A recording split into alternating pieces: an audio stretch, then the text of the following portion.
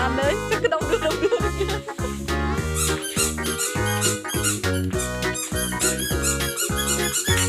Rồi ra để ăn đây.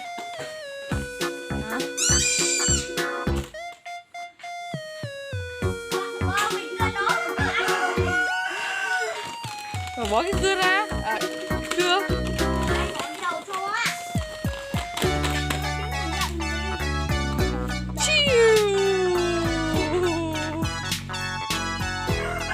Rồi bỏ cái cưa ra, ăn đây, xé ra.